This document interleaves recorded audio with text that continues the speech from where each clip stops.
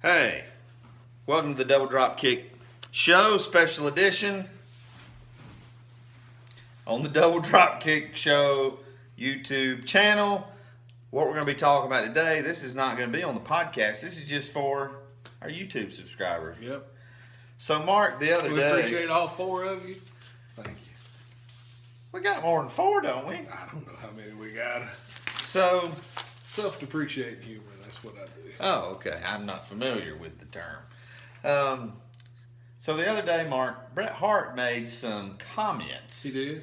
About the fabulous Freebirds that I want to read to you, and then I want you to comment on his comments. Okay. I don't know. Does he talk about demolition and guys like that in the... Because that was part of it. It was about how they make the decision about who gets to be in the Hall of Fame. Right, and he said Rick Rude, the Rougeaus, Demolition were deserving inductees, and then he referred to their Freebirds.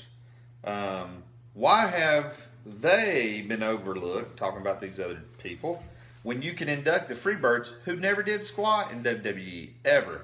Never drew any money, never did anything. When I remember the Freebirds, they were all drunk and passed out at the gate at one of the airports in my first day in WWF. None of them even made the show that day. They were too drunk to make their plane. A few weeks later, when I was wrestling, I was just starting in WWF. They showed up at the building at around 9:30 in Providence, Rhode Island. And I remember Andre the Giant said, "You guys are fired." And I remember Michael Hayes cutting a promo on Andre, telling him, "You can't fire me, and who do you think you are? And we'll see who's fired tomorrow." And I remember... And then they got fired. I'm sorry. I've always gotten along with Michael Hayes, but as far as their contribution to wrestling, give me a break. They were all pillheads, and for lack of a better word, they were all screw-ups. They're not picking the cream of the crop. They're picking whoever the first person they see on the list, and they go, "He would be easy to fly in." Those are Bret's. Do you want me? And Michael Hayes responded. I'd like to hear what Hayes. Michael Hayes sent out 3 tweets. "Just read something where Bret put the birds down. Say what you want about me. When you talk about Terry and Buddy, who aren't here, problem." Okay, I agree with that. "Just to clarify, drunk, yes. Drew more money in many places, yes. Pop Mid-South, Atlanta, Texas to record crowds. You leave Terry Buddy alone. It is really sad when a legend was so blessed with a great career resorts to crapping on others. You'd never say that to Terry or Buddy's face." I think there's probably some truth to that. Yes. There's truth to everything that everybody said. Yes. I think Bret Hart said they never drew money in the WWE. I don't think he said they never drew money anywhere. Right. Maybe I'm wrong. No, I agree with you. But to say they don't deserve to be in a wrestling Hall of Fame because they never contributed anything, Yeah. I don't agree with that at all because they contributed a lot. I mean, still to this day, Michael Hayes is contributing to that company. Yeah. I think in 2 things I would say in Bret's defense. Number one. Are you going to tell me that he had the stroke and that makes it okay? That was going to be number 2. Because that's Bruce Mitchell's opinion. Right? That was number 2. And I didn't know Bruce Mitchell's opinion. That's anyway. But number 1, Bret's coming from the WWF perspective. And when you list Rougeaus, Demolition, Rick Rude, yes. As far as WWF, he is correct. Even though there's a bunch of guys that probably belong to be in front of the Rougeaus. Yes, I agree. But absolutely, the Freebirds, what they did, was unheard of at the time. Yeah, I mean, they're not the first guys to use music. Right. They make the claim, but they're not the first guys to ever use music. Gorgeous George was using music years ago at the dawn of television. Yeah. And it helped get him over, and they were smart enough to see that. But they are the ones that really introduced using the rock and roll music and the lighting and all the elaborate entrances into North American wrestling. I mean, at the time, nobody else was doing that. Were they the first ones to come to their own music written, performed, sung by them? They may be. I know there are other guys. Jimmy Valiant had some. Jimmy Hart. I mean, obviously, he was making music for guys. But I don't know if they were the first guys to come out to their own theme music just written for them. Right. I'm pretty sure Jimmy Valiant did in Memphis. Maybe wrong, and I think Jerry Lawler. They would use music and stuff on special occasions. Yeah. I don't know if Lawler had special music for him or not. But I do think you can't overstate the effects of the stroke. But I will say, Bret, he's been bitter for years. He has been bitter. He was bitter before he had a stroke. I agree. I think that's only exasperated it, is what I'm... Yeah. Listen, there's not a bigger Bret Hart fan than me, but he is wrong about what he said. If he means in the context of wrestling overall. Yes. If he's just talking about WWF. But still, even then, like, as long as Michael Hayes has been there, Correct. he's contributed more behind the scenes than Bret Hart ever did. Yeah. I like Bret Hart, one of my favorites, but all I've ever heard about is Bret Hart steering problems up backstage. Yeah. Or being part of backstage drama. And I haven't heard those stories about Michael Hayes. All I've heard is that Michael Hayes works with all these young guys to try to help them, try to teach them you know what I mean? And everybody throws out the thing, well, Michael Hayes is a racist. Michael Hayes is a racist. And I'm like, if everybody, listen, I don't fly the Confederate flag, but in the 80s, it was a part of Southern culture.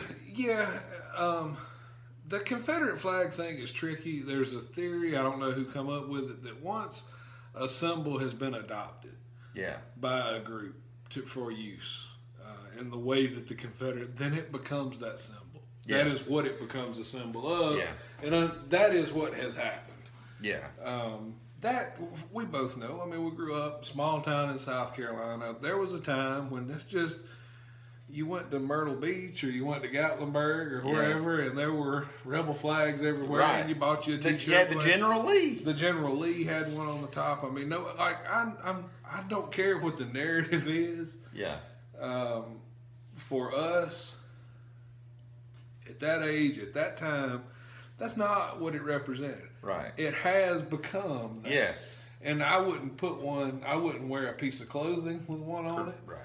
I wouldn't own one. I don't own one now because it does hurt people. It does offend, and I have friends and hurts people who are my friends. Yeah. Who I care about. Right. So why would I want to put a sticker on my car? I don't want to get off on a big thing about the Confederate flag, but I just think that to apply what it means today, to take that back 30 or 40 years and put that same application to it, it's not fair. Oh, to a wrestler, on a guy in the wrestling business. Right, it's just not fair.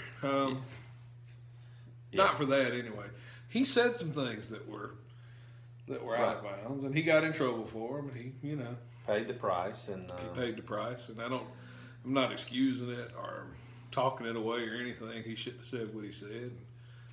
But it's just a shame that Bret can't, or anybody for that matter, can't simply appreciate what they did and appreciate what others did. Because if you want to talk, I like Bret Hart, but if you want to talk about not drawing money. Right. I mean, great in the ring. Drew a lot of money overseas, but really, the big money he drew over here was on his way out. Yeah, think about Steve Austin and Shawn Michaels. So think about this. It was certainly wasn't with Doink the Clown. He is most famous for leaving a company. Yeah. You don't ever hear Bret Hart in the discussion of he built, and I'm not saying he didn't stabilize the WWE. Bret Hart was a guy who carried them through a rough time. Correct. And it's the same problem that Sting will always carry with him. Yeah. He carried them through a rough time. Mm-hmm. And kept them afloat and kept them in business. Did either one of them draw a ton of money? No. Bret probably drew more than Sting. Yeah. But you can't say they weren't any good because they didn't draw a ton of money, because the wrestling business was really down with the steroid trial and all the things that were going on at the time. Correct. And the sale to Turner and bringing in Pizza Boys to try to run their company. And RoboCop, and everything that it was just a bad time in the wrestling business, and those were the two guys who sustained the business. And it's unfortunate that neither one of them are because Meltzer especially has a big issue with Sting that I've never understood. They won't let Sting in their Observer Hall of Fame, right? Which is another. I mean, Who cares? I mean, if you and I started a Hall of Fame, we can let whoever we want to in there, right? And we ask all our buddies to vote on it, right? Whatever. I mean, I ain't gonna get a vote, so I don't really care. And I mean, I'll vote for you. No, I ain't gonna get to vote on who gets in the Hall of Fame for Meltzer's. He can't go around calling everybody else's Hall of Fames fake and then think it's real because he prints it out on his Xerox copied dirt sheet. All right, so these YouTube videos, we're trying to keep it really simple, really to one thing, and we'd love for you if you subscribe to our YouTube channel. I don't know how to do this where I point and there's a little box there that says subscribe. I'm sure I could, but all you need to know is doubledropkick.com. It'll be in one of those four corners. Yes, doubledropkick.com is where you go to download our audio podcast. We're just pointing. Yeah. Have you ever seen the Dude Perfect? No, dude. Hey, so thanks for watching. Subscribe everywhere. Subscribe to everything. Become a patron at patreon.com/doubledropkick. Support the show, and you can get some private video. Wait a minute, that didn't sound very good. You get some videos that aren't public, where we talk about things Are safe for work. They are. So SFW. That's going to be our wrestling. SFW. Safe for work wrestling. So, as always, for the Double Dropkick Show, I'm Heath Mullikin. I'm Mark Whitman.